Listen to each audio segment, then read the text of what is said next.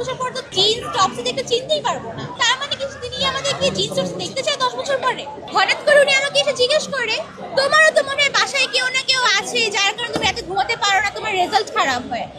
আমার বাসায় বিড়াল আছে, অবশ্যই আমার মাথায় প্রথমে আমার বিড়ালের কথাটাই আসবে। আমি বলছি জি স্যার আছে। আমি প্রায় সময় আমার ওর সাথে একটুখানি খেলাধুলা করতে গেলে আমার কামড় ঠামড় দেয়, তখন আমি আসতে পারি না স্কুলে। তখন উনি বলে, ও তোরা কামড়াকামড়ি করিস। আমি আমার ফ্রেন্ডস সাথে খেলছি, এটা তিনি ভিডিও করে আমাকে কিভাবে বলে যে তোমার মাকে ভিডিওটা পাঠাবো। এন্ড আমি যখন তাকে উত্তরে বললাম যে স্যার আমার মায়ের এটাতে কেন সমস্যা থাকবে, উনি তখন আমাকে ইঙ্গিত করে বলে যে ও তাহলে তোমার মাও তোমার মতো।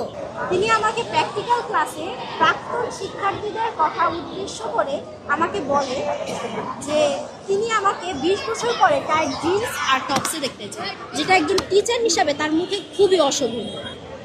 এরপর যখন আমি কর্তৃপক্ষকে জানাই, তখন উনি বিভিন্ন মাধ্যমে আমাকে আমি যেন চুপ হয়ে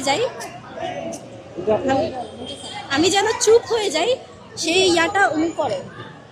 সে ছাত্রদের মাধ্যমে সে আমাকে জানায় আমি যেন চুপ করে যাই। আমি যদি চুপ হয়ে যাই তাহলে আমার সহপাঠীবৃন্দরাও চুপ হয়ে যাবে, ওনার উপর থেকে অভিযোগটা উঠে যাবে।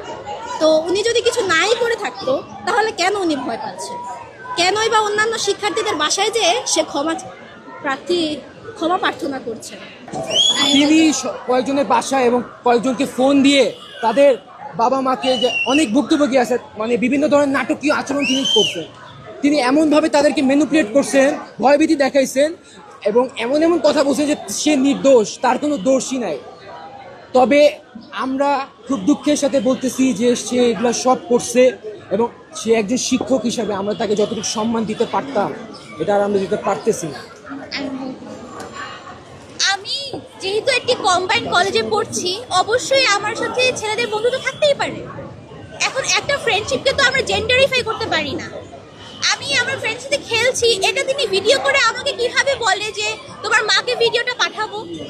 এন্ড আমি যখন তাকে উত্তরে বললাম যে স্যার আমার মায়ের এটাতে কেন সমস্যা থাকবে, উনি তখন আমাকে ইঙ্গিত করে বলে যে ও তাহলে তোমার মাও তোমার মতো।